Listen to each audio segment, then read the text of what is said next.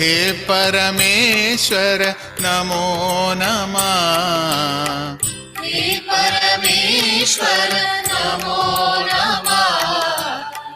हे जगदीश्वर नमो नमः। हे जगदीश्वर नमो नमः।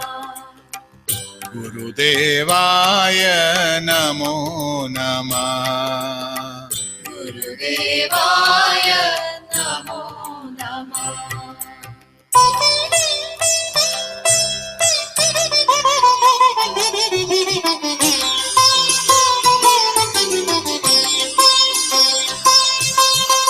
हे सर्वेश्वर नमो नमः। हे सर्वेश्वर नमो नमः।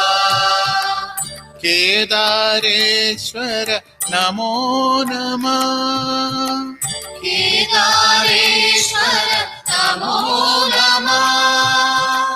चिन्मय रूपा नमो नमः। चिन्मय रूपा नमो नमः। चिन्मय गुरवे नमो नमः।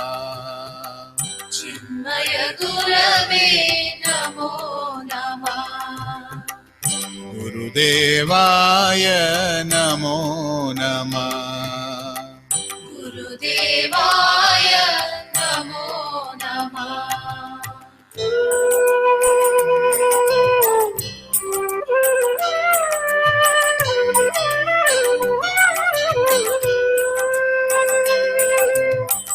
सद्गुरुनाथ नमो नमः।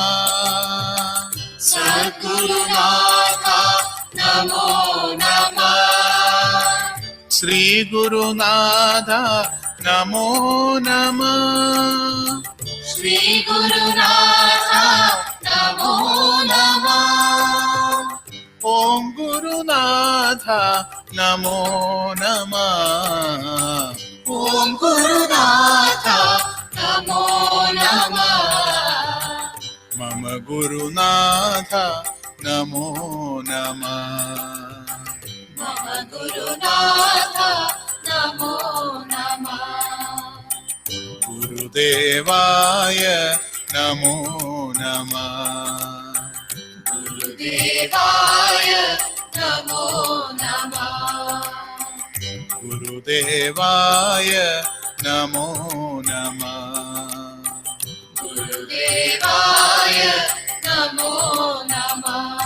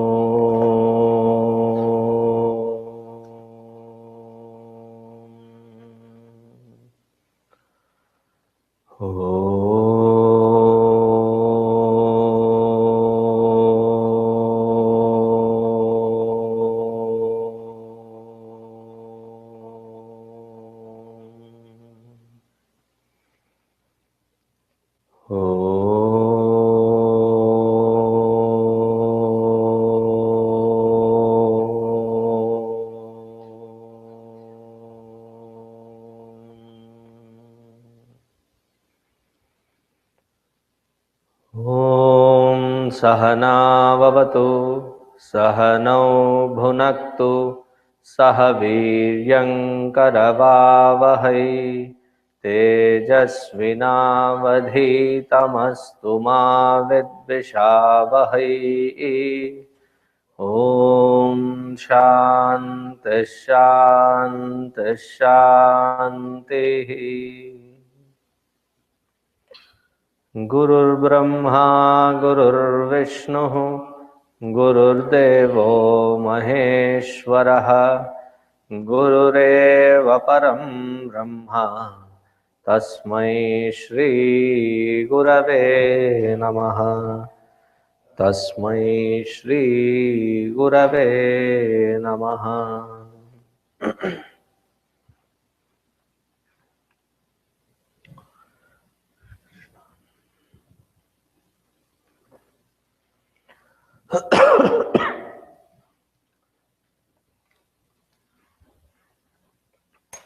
We have successfully seen through the meaning of Rudra Prashna. In Rudradhyayi,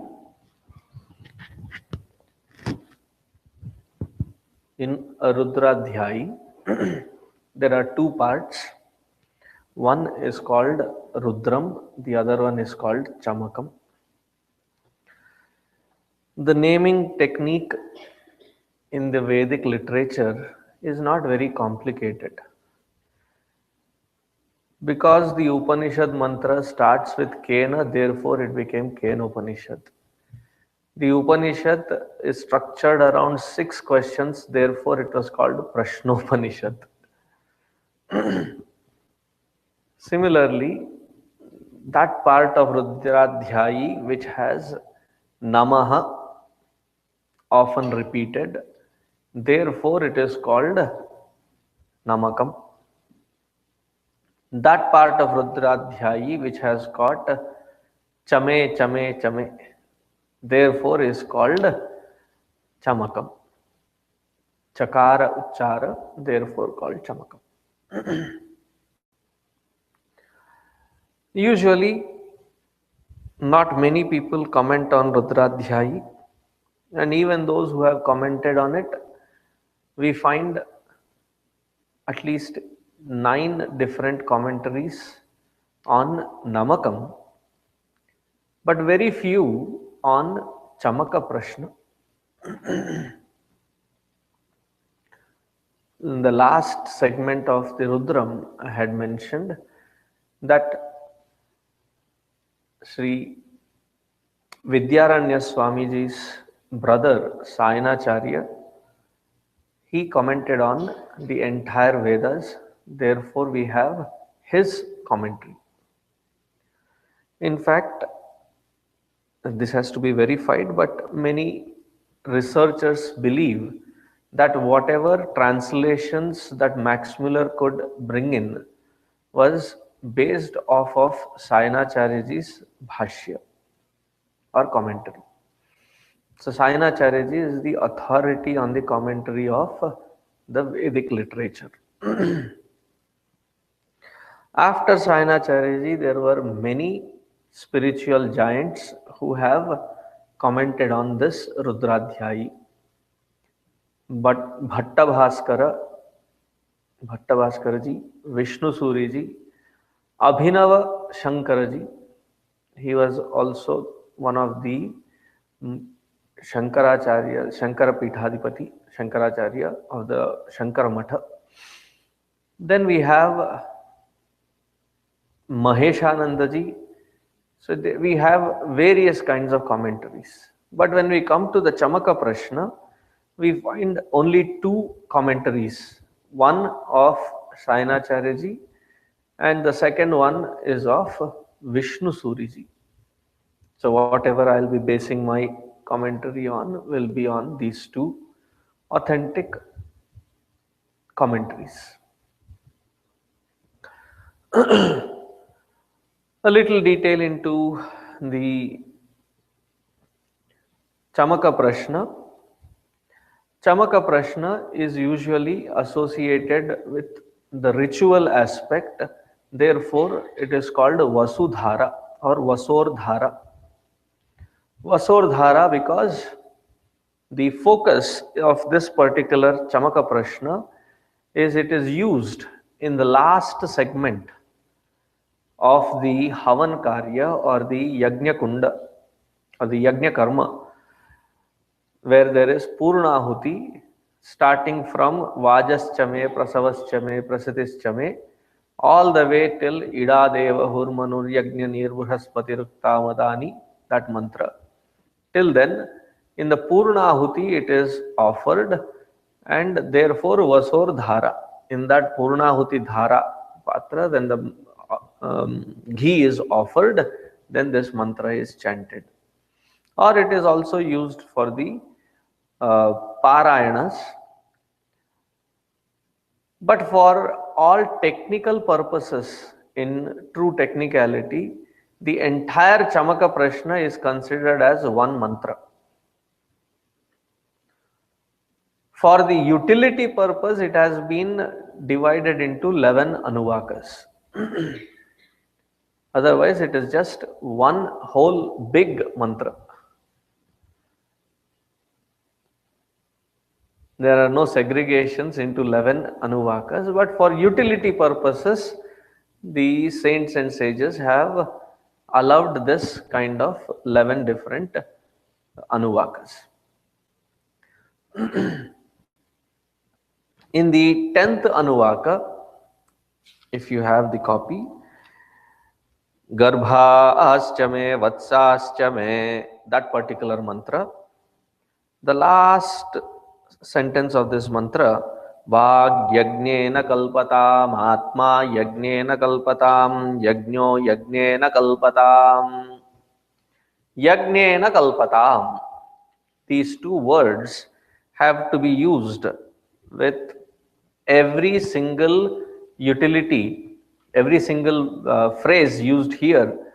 Vajaschame Yagnena Kalpatam, Prasavaschame Yagnena Kalpatam, Prayatischame Yagnena Kalpatam, Prasitischame Yagnena Kalpatam, Dhitischame Yagnena Kalpatam. You get the idea that with every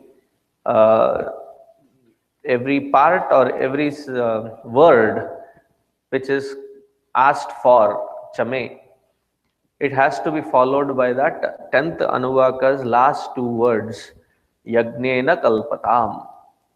So constantly, it is understood. You don't need to be repeating it that many times, but all of these are propitiated in the Yajna, in the Yajna Bhava Karma.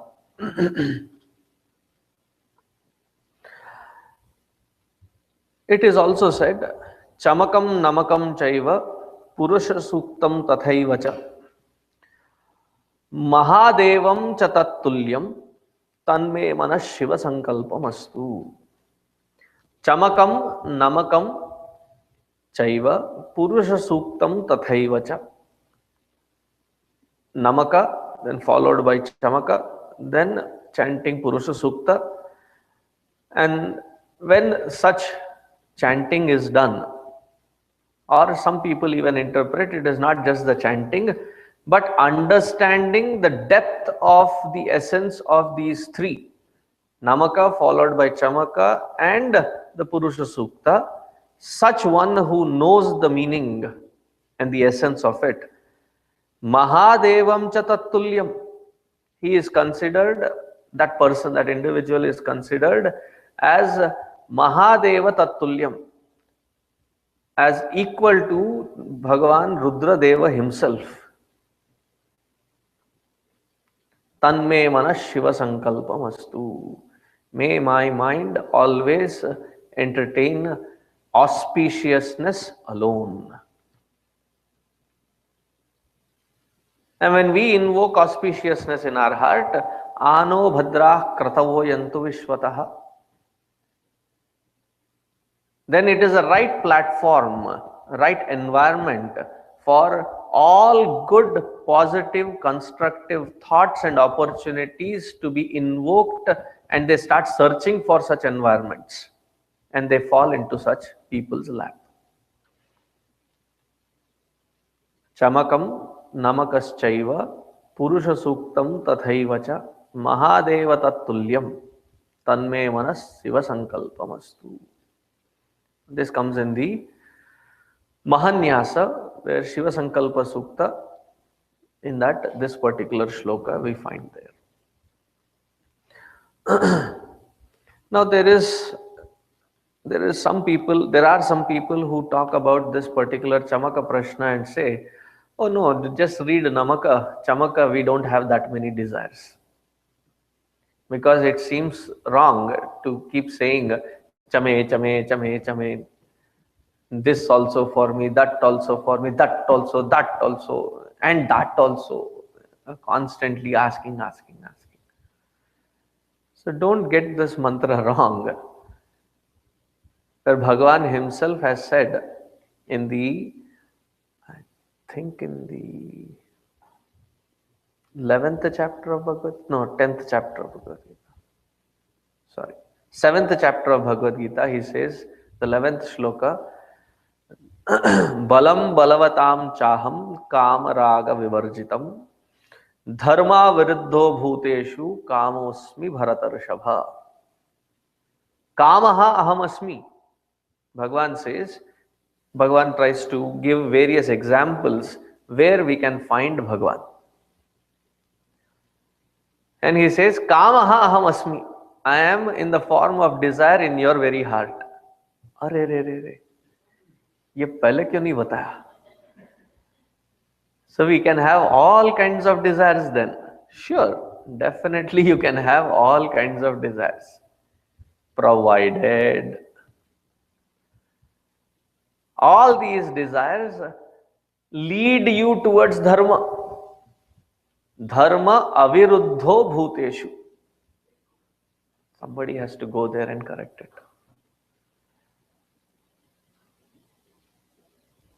You know how to? There will be two lights glowing. One of the tabs right next to the glow, you have to reduce it. Somewhere around 0 or 5. Somewhere around 0 and 5.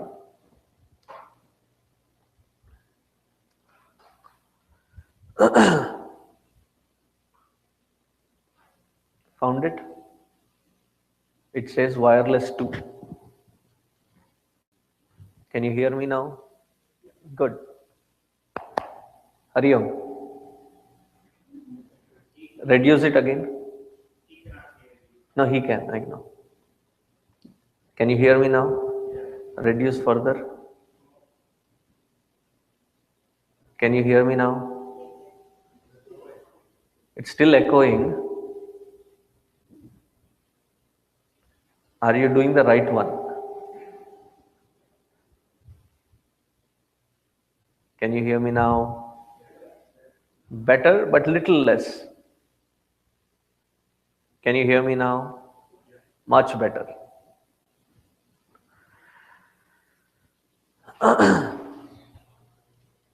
So Bhagavan says in the 7th chapter of Bhagavad Gita, Dharma aviruddho bhuteshu kamosmi bharatarshabha. I am the desire in your heart, provided your desire is not taking you away from your swadharma. The subtlest definition of swadharma is to establish oneself in one's own true nature. Swasya dharma, swasya nijaswarupaha. To establish oneself in one's own true nature.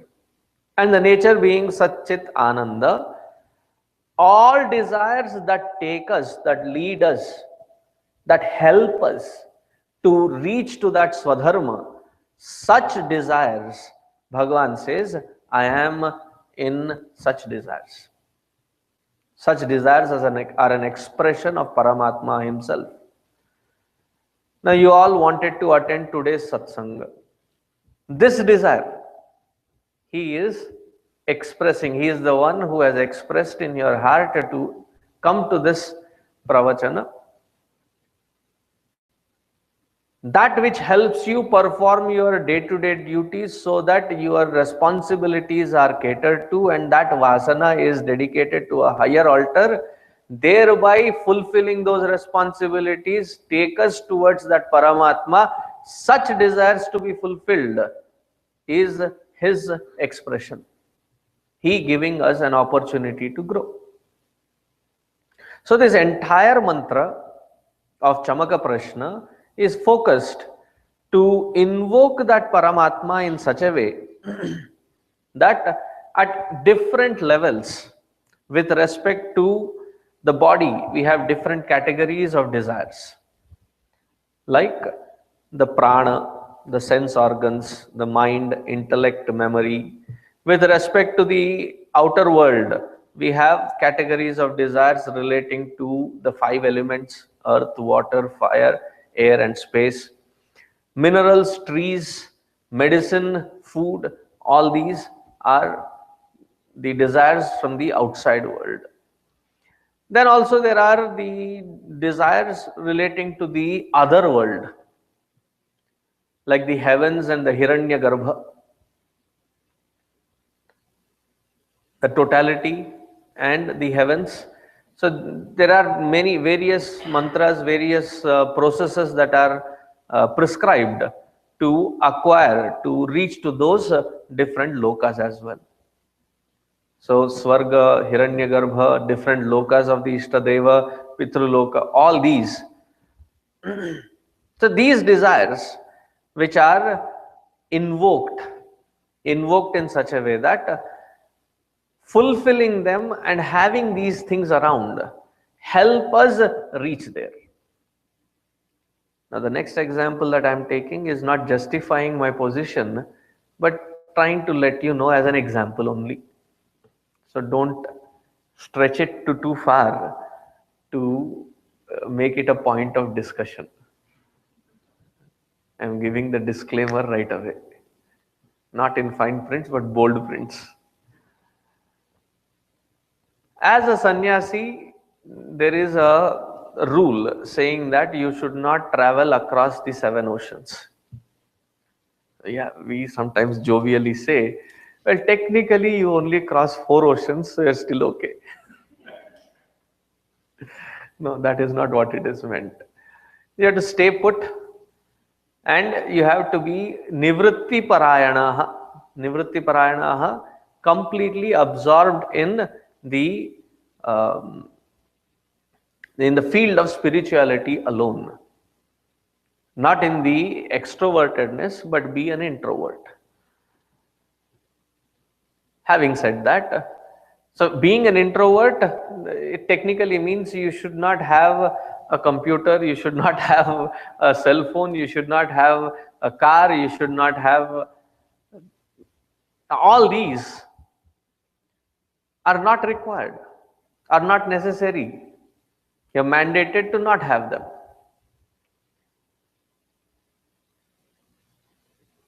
But then the task taken up to enrich the people, enrich the humanity with the lost touch of this Vedanta Jnana, which is the core essence of our scriptures.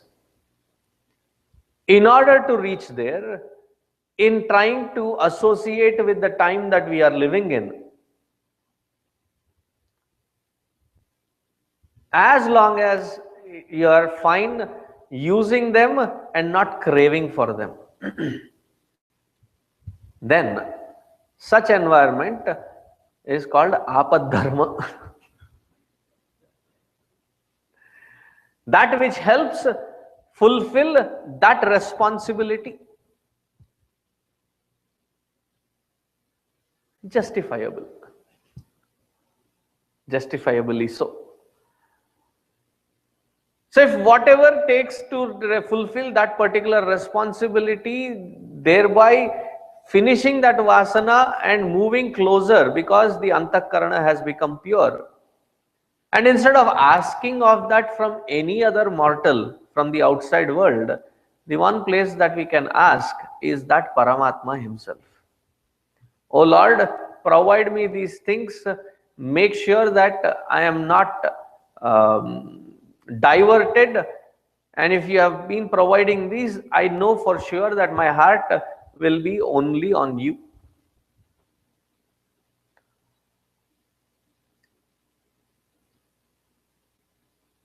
I don't know if it was Swami Paramahansa Yoganandji or his guru. Some Sishya comes to him and he says, I want to learn Yoga Sadhana, the Kriya Yoga, Ashtanga Yoga. He says, first go do your business.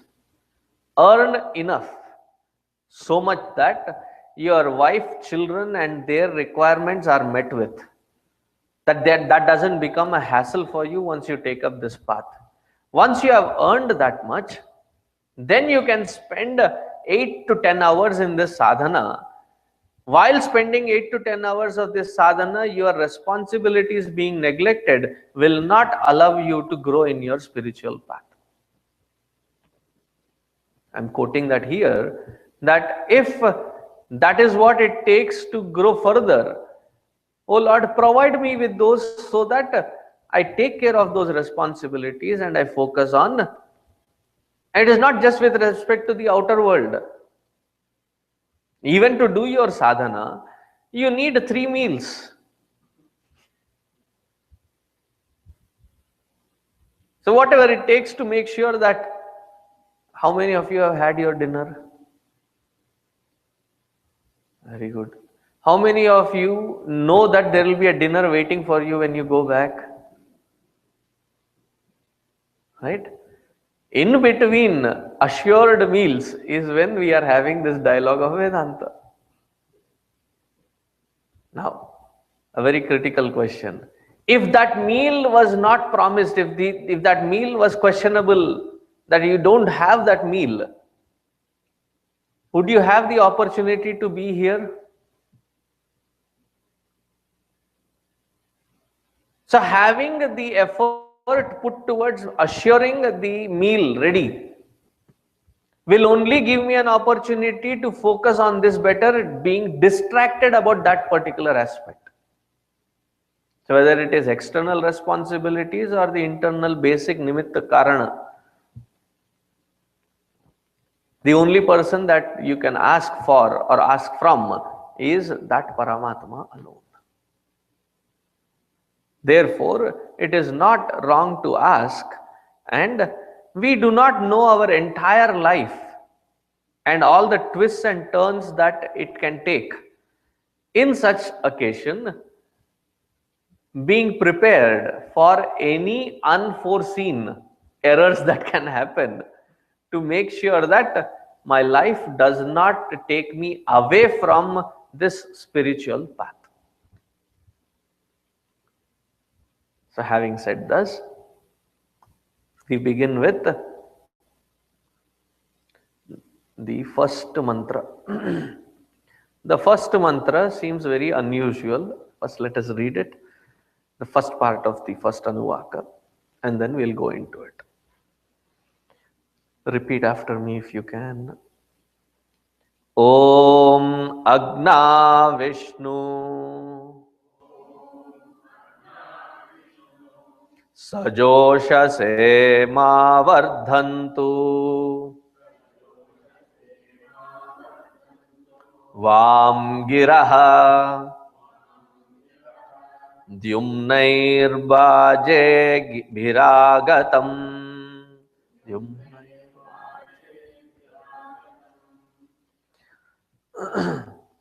So the first invocation is Agna Vishnu. There are 2 people that are being invoked, Agni and Vishnu.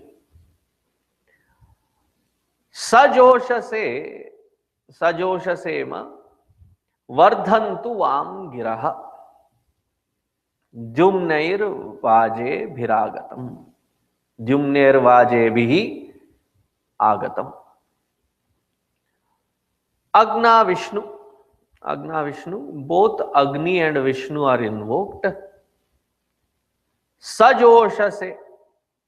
Sajoshasa meaning both of you equally in the same kind, in the same manner. Be kind and bring us. Now we are invoking you, Vam, you, Ima, Giraha. With these words, we are invoking you, we are praising you. With your coming, may the following grow. What is it? Dyumnaihi vajevihi. Dyumnaihi, all the materials, material assets and other things. Vajevihi, food. May I have warm clothes for winter. Dyumnai.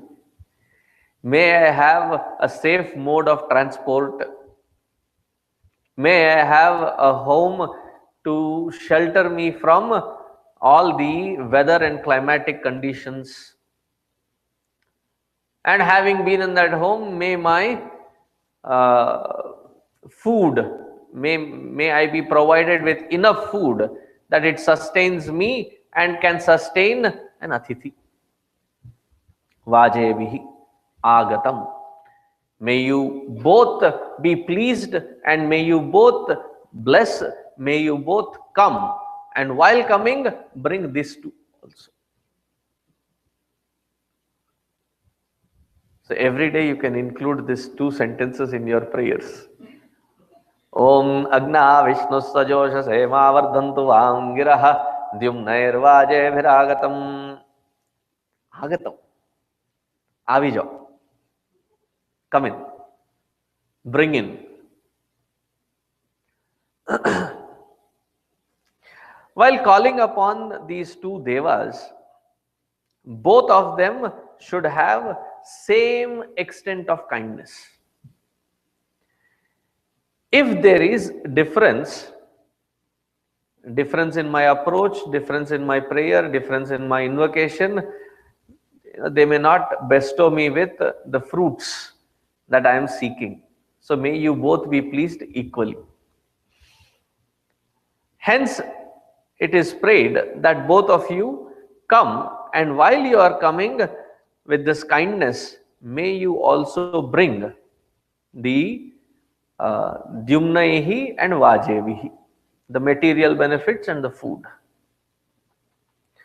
Now, why is it that this is called something to do with Chamaka, Rudra, and we are invoking Agni and Vishnu?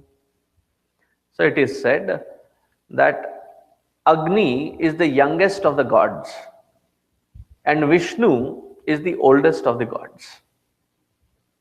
So by saying that Agni and Vishnu, from Agni to Vishnu, all the gods that are there in between, may you all be invoked and may you all bless us.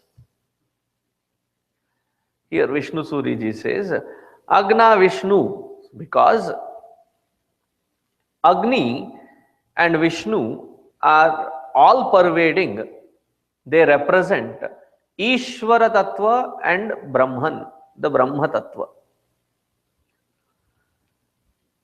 Agni is Ishvara in the form of Vishwa and Virata. Vishwa is the microcosm and Virata is the macrocosm. Vishwa is the individual and the Virata is the totality. So to all these, totality and the individuality, there has to be a Ishvara. Have you ever been to a cricket game? Have you ever seen a cricket game? For that matter, any game. There are players, batsmen, bowler, fielders, wicket keeper. And because they are playing, it's going to be an intense match. There are spectators. There are viewers.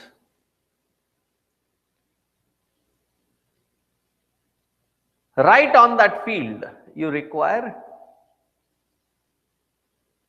somebody with a black colored clothes, umpires, referees, judge. Would there be a judge required if these individuals were not playing for the gathered totality? So Ishvara is required when there are individuals as a part of the totality. And Agni is representing that Ishvara Tattva in both the individual and at the totality level. Agni is the Ishvara. In the form of existence and illumination, Brahman, who is pervading everything, therefore, because he is all pervasive, he is called Vishnu. Brahma Tattva, that Tattva is all pervasive. Therefore, when you say Vishnu, there was somebody who was arguing with me that Shuklam Baradharam Vishnum Sashivarnam Chaturbhujam. They're saying, no, this shloka is invoking Vishnu. No, this shloka is invoking Ganeshji. Then why? What is Vishnu doing here? Just to go with the same stride, I said, he must have taken Ganesha's permission to be in this shloka. No, there Vishnu does not mean the Shankha Chakra Gada Padma, the one who is the sustainer, but it talks about the all-pervasive nature of that God. So Brahman, who is all-pervasive, is invoked in the form of Vishnu, the Paramatman. These two, Agna, Vishnu, may they equally be favorable towards me. You two come making me happy or making us happy. Please bring us all the necessary comforts and food, so that we may focus with these things in our life on our spiritual unfoldment. And how are you supposed to come? What is the attitude? Just like when the father comes back, he brings goodies.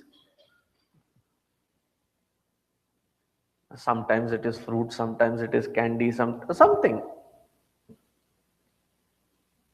So you also bring and be our protector, both the Ishvara Tattva and Paramatma Tattva. Now here when it is said food, food is of various kinds. Food one we understand, which has to go into Madhya Pradesh.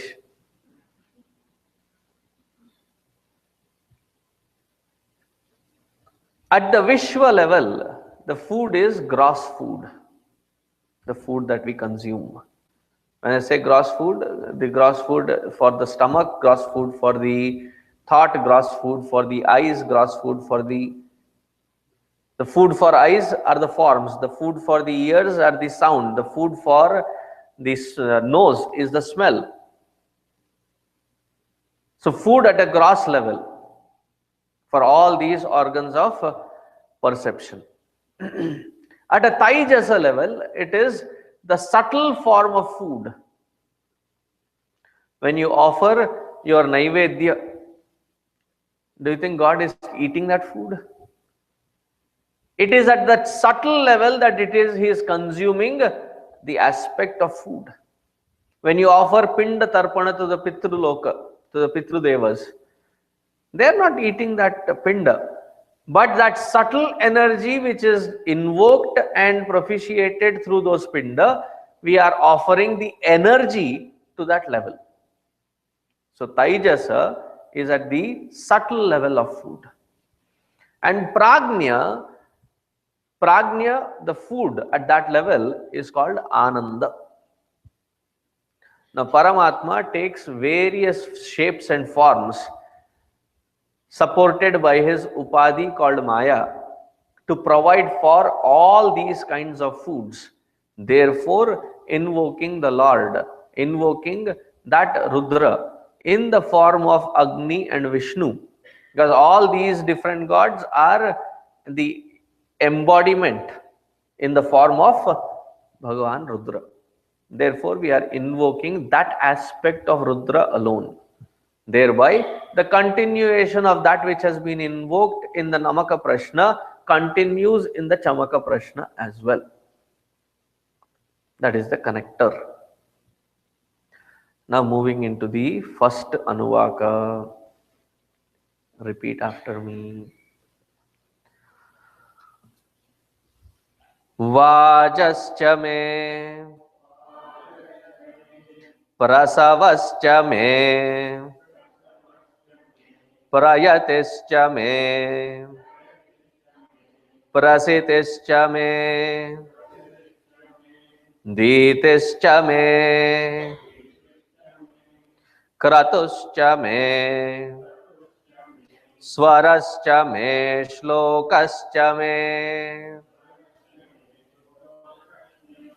Shravascha me, Shrutischa me,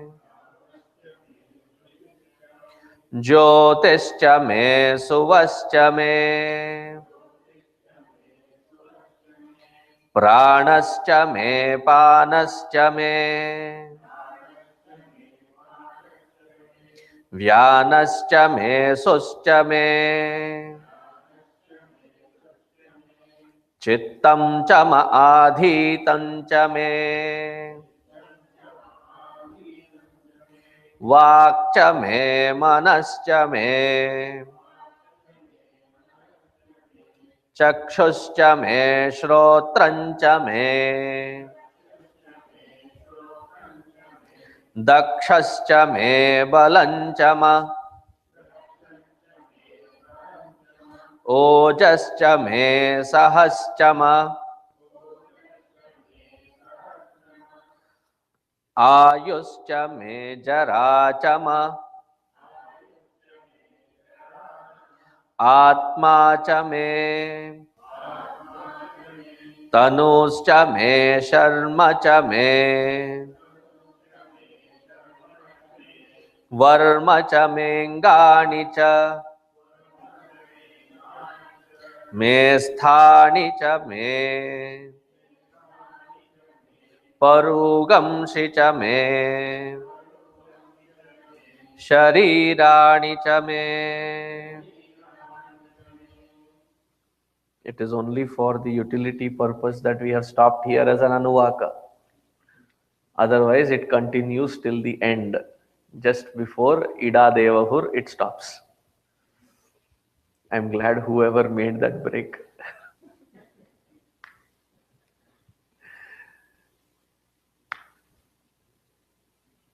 That this is one sentence. And with every single word used here, Vajascha me yajnena kalpatam, Prasavascha me yajnena kalpatam, Prayatischa me yajnena kalpatam, Prasatischa me yajnena kalpatam. So that yajnena kalpatam is like a constant reminder that has to go with every single desire that is asked of the Lord to be fulfilled. And that is what makes it spiritual. That all this I am seeking so that I can integrate myself in the yajna bhava. In that offering, I would require all these things, and to offer, all that I can ask is from you.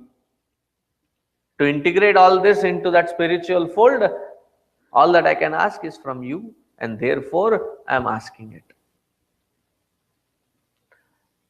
That it is my Lord alone who is helping. So with everything it has to go yajnena kalpatam. Now going into the vajaha. Vajaha, vajascha me. Vajaha means food. I've just explained in the earlier one. Dyumnair vaje bhiragatam. The same vaja is used here again. So first, provide sufficient food. Now food at all levels. Vishva Taijasa Prajna. At all levels provide food for me. To all organs of perception and action, provide food. It is not just me meaning me. Provide this food for us all. Once I was saying this out loudly, I shouldn't have. And there were a couple of people around me. I was doing it out of some mischief thought in my head. Oh Lord, save me only. So people around me immediately pounced on me saying, what? You didn't ask for us all? I said, don't worry, if he protects me, I'll relieve him and I'll protect you. Give me so that I can provide for all. Yajna bhava is not for just my consumption. Yajna bhava is to contribute this for everybody. For everyone's sake, I am asking. So how can it be a selfish thing when I am asking for that yajna bhava where everybody is included? Therefore, when you eat food, before you do your, what is the technical word? You circle the water around the food and then pick the food and offer 5 morsels. And that is for saying that I will finish everything, but it is not just me who has to consume. There are other smaller creatures who have also to be fed. So if there's a little thing left, don't stash it in the fridge again. Feed the birds, feed the cow, feed the ants, feed other jiva trupti. They also have to be fed. So vajaschame, vajaha. Prasavaschame. Prasavaschame. It is not just that the food is available. I should be in the right form to be able to eat it as well. There is sugar, but I have diabetes. There is chana dal, but I have indigestion. There is rajma, but I have gastric trouble. There is masala, but I have acidity. Then you are on seafood diet. What is seafood diet? You only see, no eating. Prasavaschame, may I have the capacity to consume, digest and energize myself so that I can focus on fulfilling my responsibilities both inside and outside. Prasavaschame. Prasavaha also means, may I be blessed with the right attitude and qualities. So what does a seeker require as the right qualities? Shamadhi Shatguna Sampatti. They are also known as Prasavaha. Shama, Dama, Uparama, Titiksha, Shraddha, Samadhana. Shama, control of the mind. Dama, control of the organs of perception and action. Uparama, the ability to withdraw when required. It is not just to be participating. Then we will be having Abhimanyu syndrome. We know how to enter, but we don't know how to exit. We are stuck. Many of us jump into life that way only.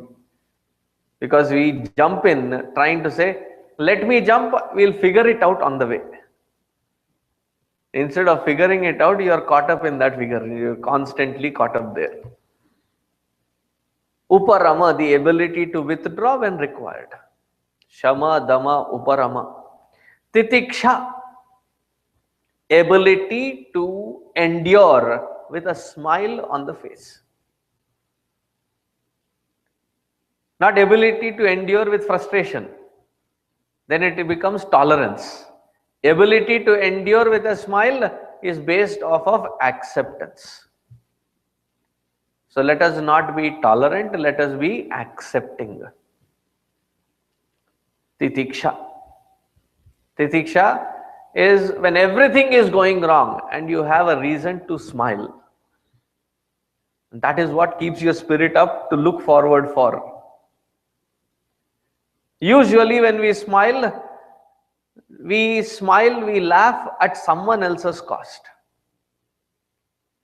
A simple example. Most of the jokes, they're categorized. Sardar jokes, blonde jokes, Aggie jokes, at someone else's cost. I tell you, some of them are really very sporting.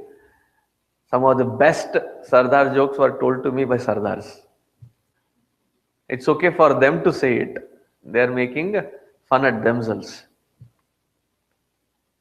But I don't have a right, I shouldn't have the audacity to please myself and humor myself at someone else's cost.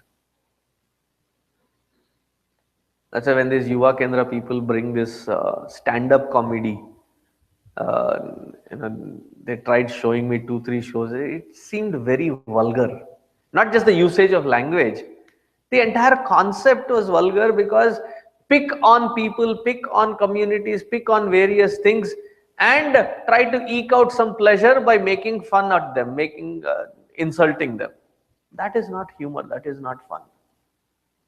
To have the ability to look at one's own life and to smile at it rather than get frustrated at it.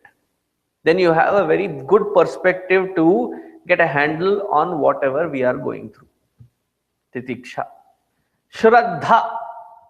Shraddha, there is no one word equivalent to translate it into English. Shraddha is not just faith. Shraddha is not just belief. Shraddha is not just trust.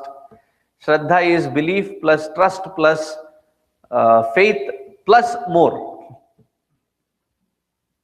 Why? Adi Shankaracharya ji puts it very beautifully. He says, where is Shraddha or what is Shraddha? Having trust, faith and belief in God. Having a trust, faith and belief in the scriptures that describe that Lord. Having trust, faith, belief in the teacher who accommodates the age-old scripture to be able to understood by me as a seeker. So in that teacher, so that the scriptural knowledge is understood and that connects me to that divine. Therefore, Shraddha in the faith, belief and trust in Guru. And finally, faith, belief and trust in one's own self and capacity and abilities, that yes, I may have done a lot of things, I may have done things that I'm not proud of. Moving forward, I will make a U-turn, I will grow out of my own inadequacies and complacencies to reach to the highest. To have that confidence in the self that I can and I will. When all these four components, the faith, trust and belief in all these four components in God, scriptures, Guru and one's own self, where it culminates, that environment in one's own heart is called Shraddha. Now tell me one word that can describe all that in English.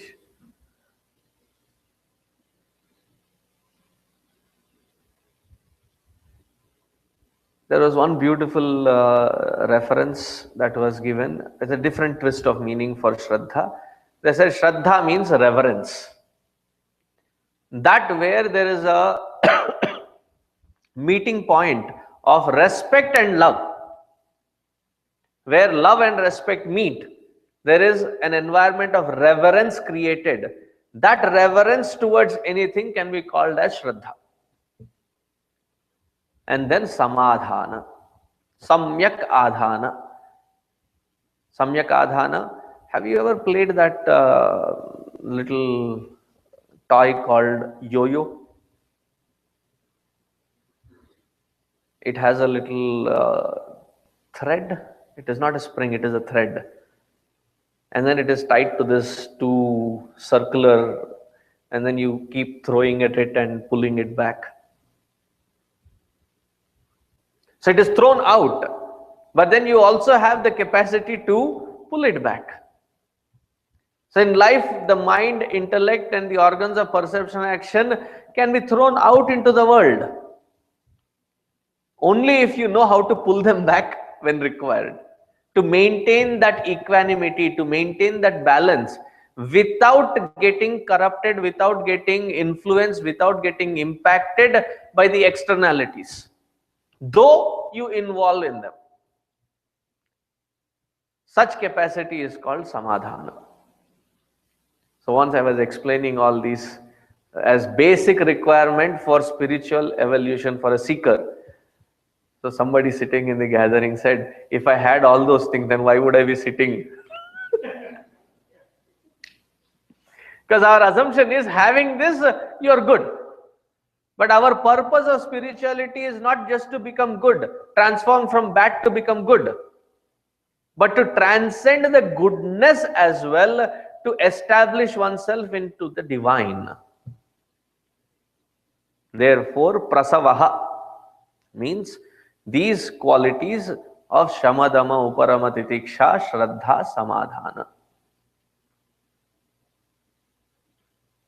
And one Mahatma Ji used to say, this is called the true dhana. And his way of explaining that was, anything that the money can buy can be lost. What is the true treasure or wealth? That which money cannot buy. That is true wealth. And this is truly that kind of wealth. This is what gives stability for a seeker. Not having these qualities, jumping into the spiritual environment, there's a lot of instability. So in that instability, when we fall off the track, because we have not prepped ourselves up,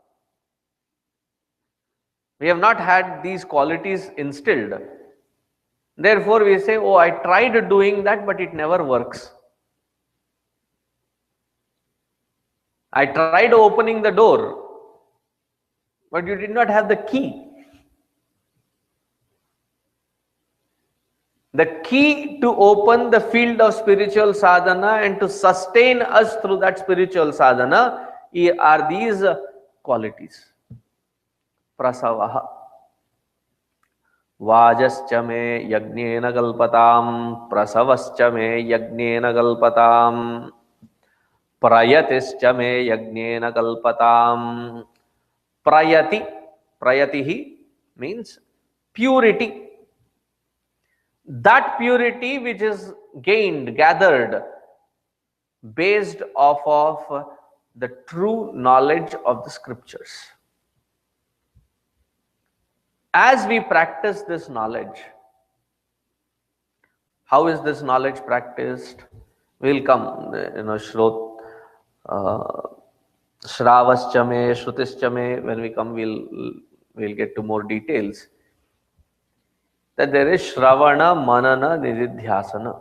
The first step is Shravana, to listen.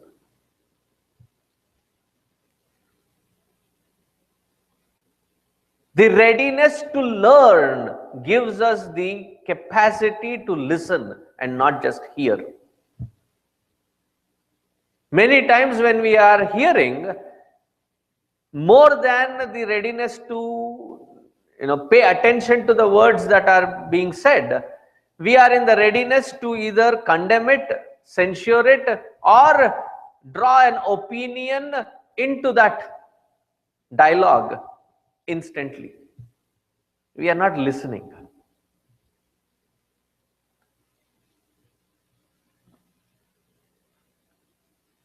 Listening happens when there is that enthusiasm, then there is that inspiration to learn with every single moment. And that enthusiasm to learn is a byproduct of humility. Think about it. When we have pride that I know everything, you may have grown, but you are no better than a teenager, because they also suffer from the IKEA attitude. I know everything anyways.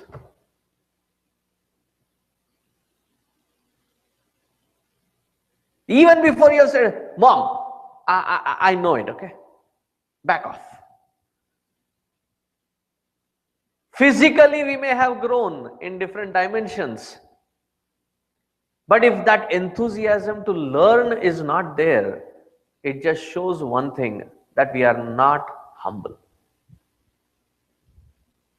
Humility is that aspect that I have known certain things and applying certain things, but there is a scope for further improvement. There is a scope for a greater chance towards perfection.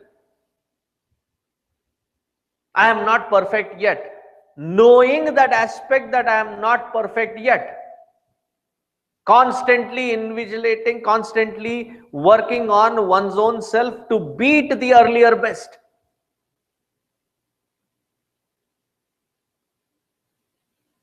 Sometimes in my platform, I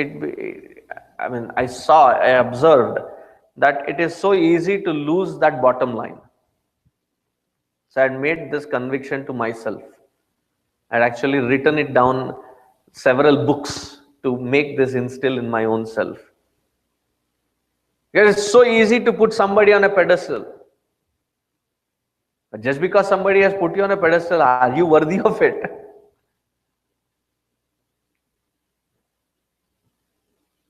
In Telugu, they say, there is a saying that Shunaka,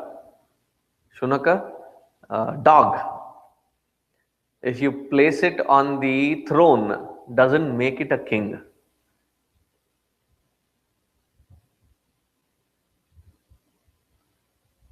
So when there is, say, somebody advising, somebody criticizing, somebody saying something, do we have the depth to sit down and analyze it? That what they are saying, does it have worth? Does it have something meaningful? Is it really helpful? It may be said in the worst of the conditions.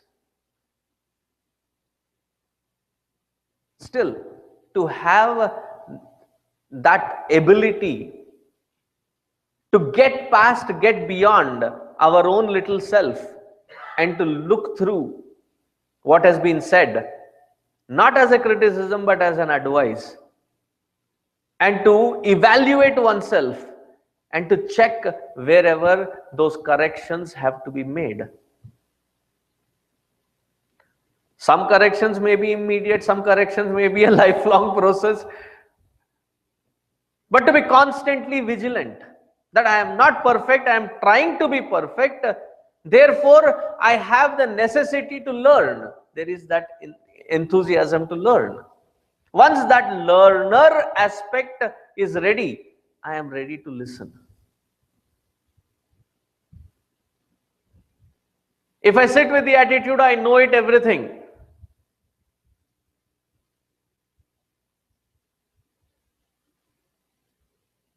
then we have become professional satsangi.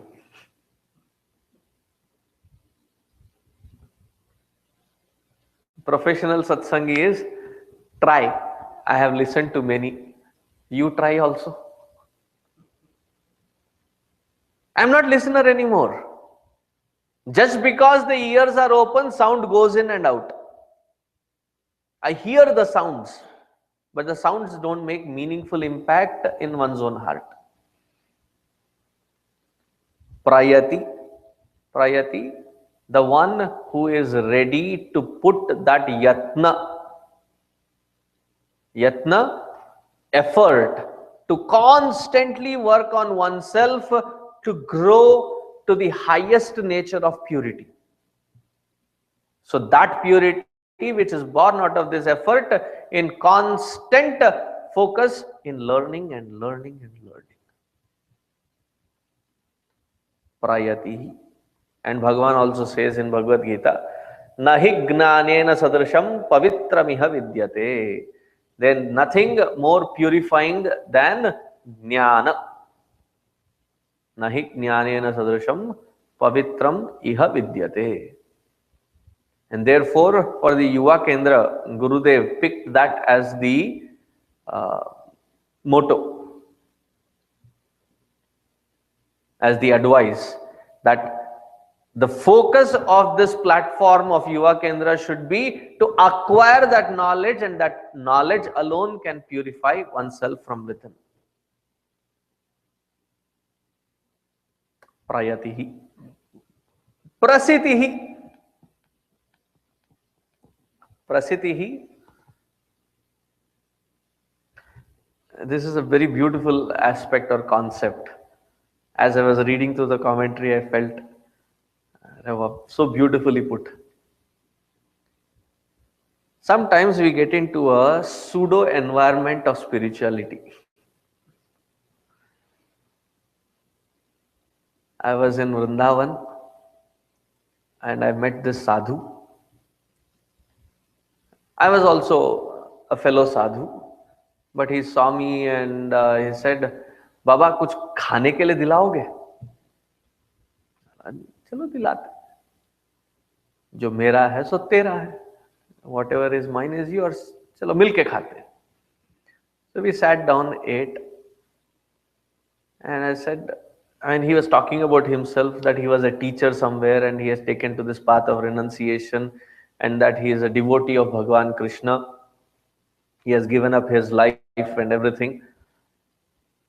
Then I said, ये हाल क्यों ऐसा है? Like, why are you maintaining yourself like this? He said, I am a Deen devotee. A Deen devotee does not mean that you have to neglect your basic requirement. Are you getting the concept? In the name of spirituality, to look shabby does not mean that you have devotion. It has got nothing to do with the external appearance. Therefore, I, from the bottom of my heart, don't like that song.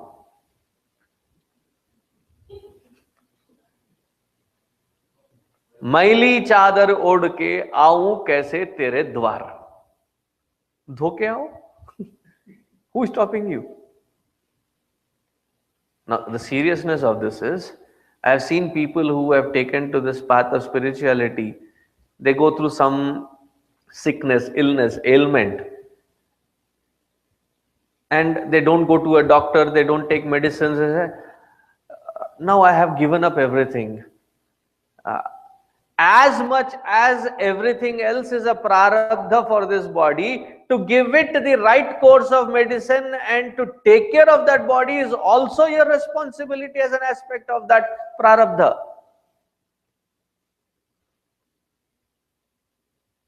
Dharma sadhanam, this shariram.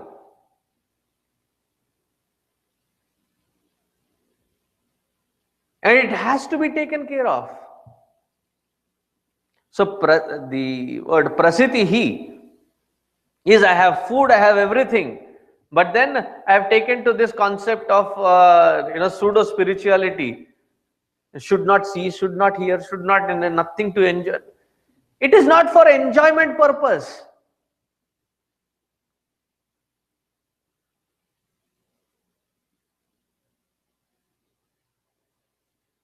It is for the sustenance purpose.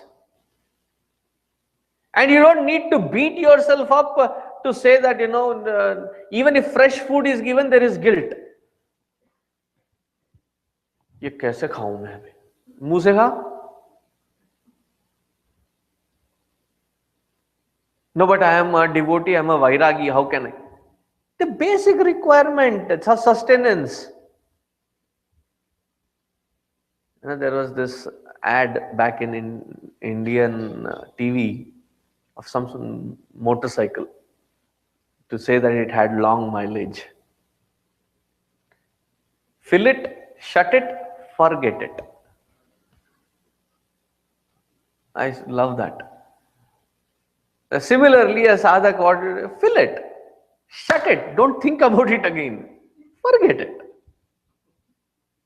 It is for basic sustenance. Even Adi Shankaracharya ji puts it in the Sadhana Panchakam. He says, Kshut Vyadhi. Hunger is like a disease. Its chikitsa, its medicine is food. So provide food such that the disease of hunger is satiated. Now, while eating food, don't be picky. Whatever comes onto the table, take it as prasada and be blessed. And that is another sadhana that I had to develop. When I've been cooking since quite some young age, and I love to experiment with food, and when people cook and bring as bhiksha, to accept it as prasada, not to look at it as to whether the salt is good at the proper level or the mirchi is at the proper level. Whatever is provided is prasada. When you cook, when I cook for myself, then focus on all those details. When whatever is giving comes your way, just accept it and eat it. And my father used to do one sadhana while eating food, just so that he would get very angry. So just so that he would, if anything is not right, so somebody told him, I think it was my grandfather who told him to observe this sadhana. For about 30 years or so, anywhere that he would eat food, he would observe Mauna Vrata. Whatever comes into the plate, whatever be the taste, whether there is salt, no salt, burnt, no, not cooked, would not comment. Just eat what has been served and get up.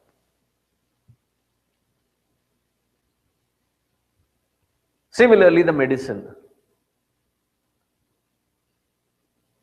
Like there was this sannyasi in Kedarnath who was, it was very cold, and it had gone through the hailstorm, and the hail was all over the floor, and it was very cold, and he was like shivering. So I got down, I had 2 layers, so I pulled out 1 layer and covered him up with it. I said, no. They should not give too much of sukha to the body. And the body should exist to continue your sadhana. Prasitischa, meaning on seeing food or different kinds of necessities. I'm not talking of luxuries, necessities.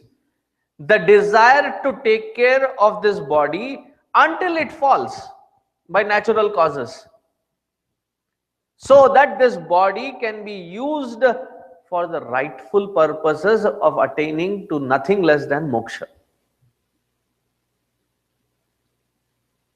Not staying in the body so that you can enjoy things. It's not with the bhoga drishti. It's to survive. That attitude is called prasitihi. Therefore, the prayer here is prasitischa me. May I have the right attitude towards the world around me.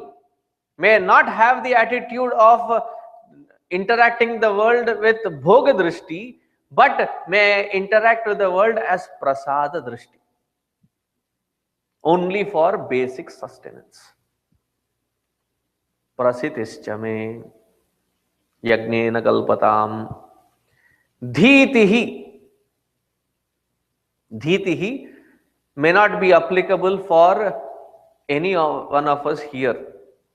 I'm assuming. If it is applicable, I'm sorry. It is for those people who have attained to realization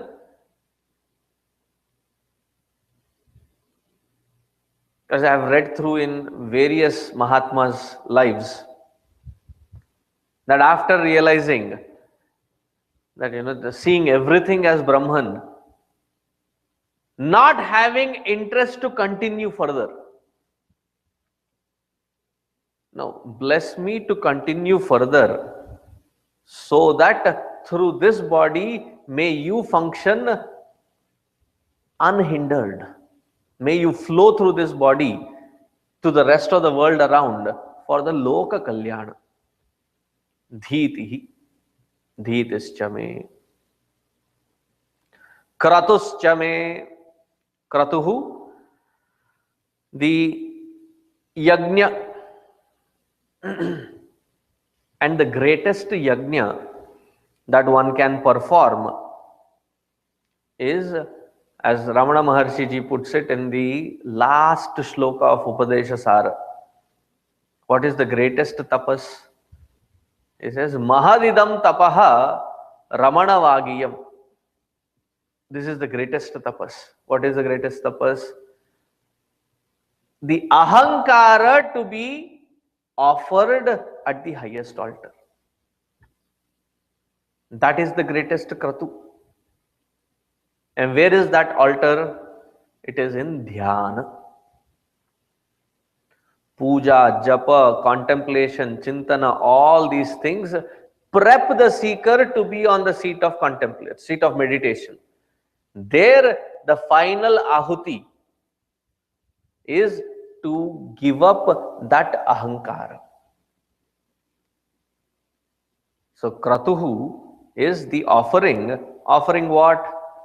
Not offering this rice or whenever there is this havan or yajna we have, the physical yajna, people are, I think, predisposed with pyromaniac nature. Just because there is a fire, they keep throwing things in it. So I had to tell them, hey, wait. Whenever there is the word swaha, then alone you have to put it. You have to offer it there. Not because there is a fire, you keep throwing things in there. So kratuhu is that offering. And what is the highest thing that the seeker can offer? It is the ego. And what is that kratu? What is that entire process? It is in the dhyana. Therefore, the Upanishads say, dhyanat evatu kaivalyam. It is on the platform of dhyana alone we reach to that kevala pada, kevala sthiti. Kratuschame. Swaraschame. Swaraschame. What takes us to that kratu is the swara. Swara, one meaning is when we are chanting, there is udatta and anudatta and swarita. To chant properly is one meaning. But it doesn't go with the flow. So Vishnu Suriji says, here swara means to do the nada upasana or the pranava upasana. To chant Om.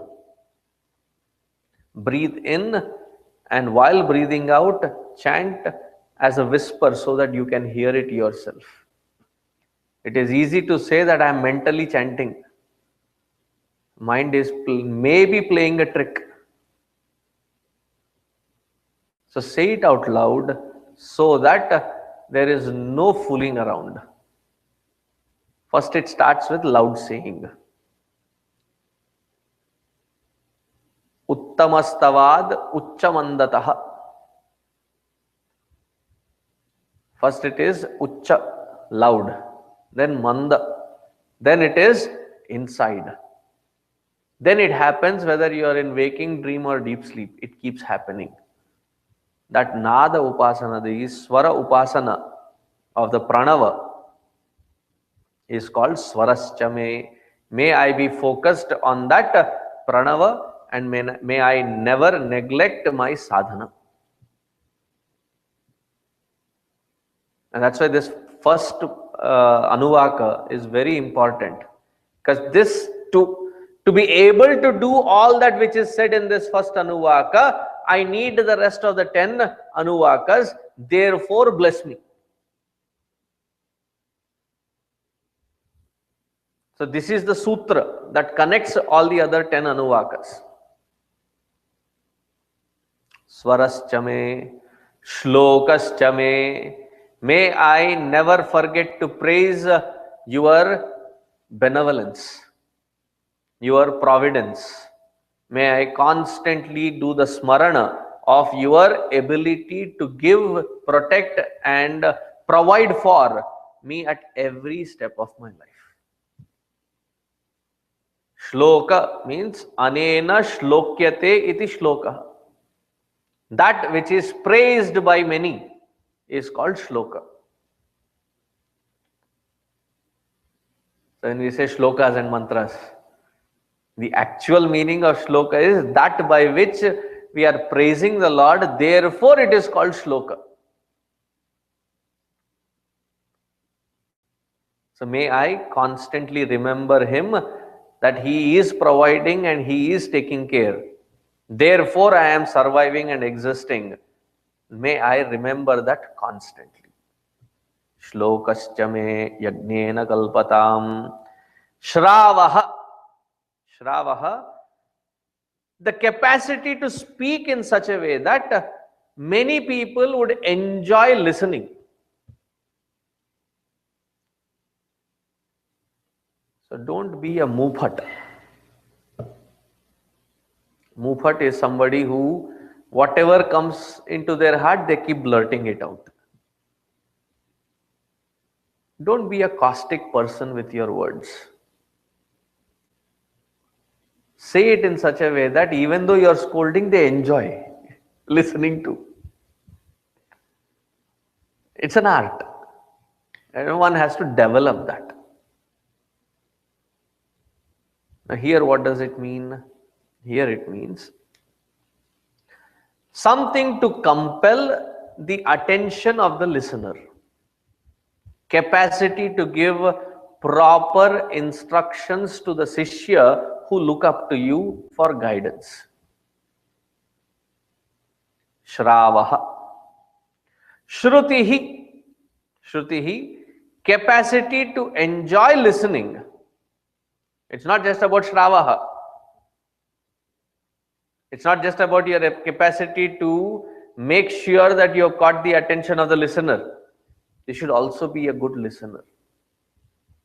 A good teacher is the one who has the capacity to listen well.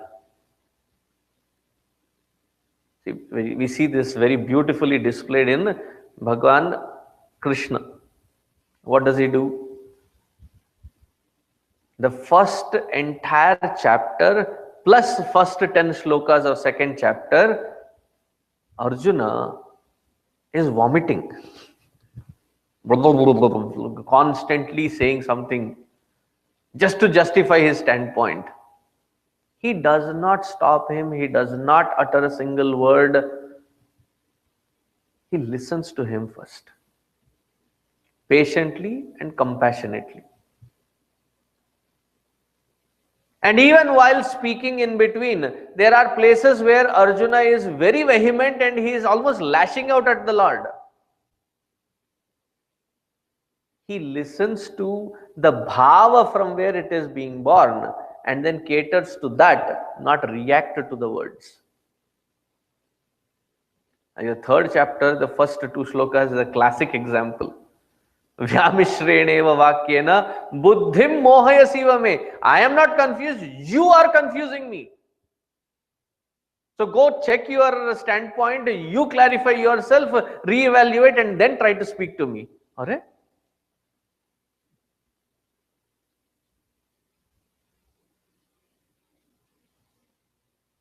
Then he doesn't take it personally. He says, okay, he is confused. Now let me try another method to approach, reach across to him so that I can cater to his need. So listen so that you can reciprocate, you can understand the standpoint from where that particular person is trying to say whatever they are trying to say. Don't be judgmental. Shrutihi. The second meaning of Shrutihi, the source of all knowledge is the Vedas. By listening keenly, Shravana, Manana, Nididhyasana. Similarly, what is the best method to develop devotion? The best method to develop devotion, this comes in Bhagavatam, they say, is Shravanat Bhakti Vivardha Karanam. The more you listen to the glories of the Lord of your heart, the more you hear to the stories, the more you repeat the stories that you have been hearing, the love for that Lord increases. Even in Vyavahara, whatever material outside is, whether it is a movie, whether it is a phone, whether it is whatever, from the outside material world, how is there that intensity or a longing to have it, to own it, to experience it developed in our heart? You hear advertisements, you see the trailers, you see different billboards. It will not have impact. Somebody that you know, somebody that you respect, somebody that you admire for their standpoint, they say, oh, I saw this, it was really good. Acha, mujhe bhi dekhna hai. I should also have it now. You keep hearing it and the prema for it is developed. The likingness for it is developed. Similarly, to the Lord in the heart, how do we develop that love? When we keenly listen. Listen to the various glories of the Lord. If you are a devotee of Bhagavan Krishna, read Bhagavatam as a daily staple.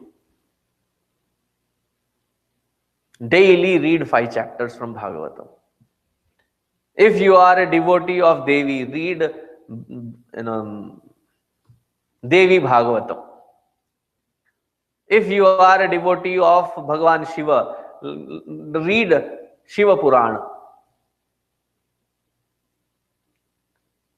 Something that is constantly done to cherish that depth of longing for that Lord. Shrutihi, Jyotihi, Jyotihi, Jyotischame Yajnena Kalpatam. The light, simple meaning. Which light are we talking about?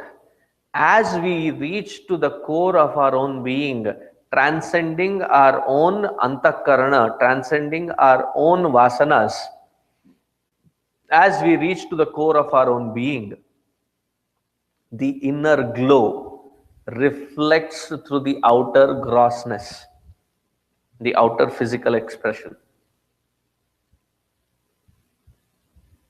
I'm not talking of the glow tried to be retained by creams and what is that which takes away the wrinkles? Botox. And then the spa and the mardana of all the oils, and I'm not talking of that glow. That glow will be lost in a day. But that glow which is coming forth from the core of our own being, reflecting, sparkling through our eyes, beaming through our smile, उसको कहते हैं असली चमक. That glow, meaning it is not that I am requesting or praying for that glow. What am I requesting and praying is, may I get closer to that core within. How do I know I have gotten close? It reflects as that glow.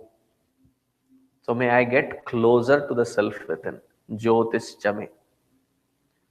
And in Bhagavad Gita, Bhagavan also says, Sarvadvareshu dehesmin prakasha upajayate jnanam yada tada vidyat vivruddham sattvam.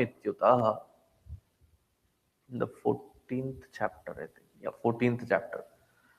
It says, Sarvadvareshu dehesmin prakasha upajayate. From all the expressions of organs of perception action, that glow alone starts beaming forth. Every indriya becomes more subtle the more closer you get to that core of one's own being. May I be blessed to get to that vicinity. Upasana. That is Upasana, getting closest to that Supreme within. Jyoti. I think I'll stop here and continue from Suvaschame, Pranaschame, Vyanaschame tomorrow.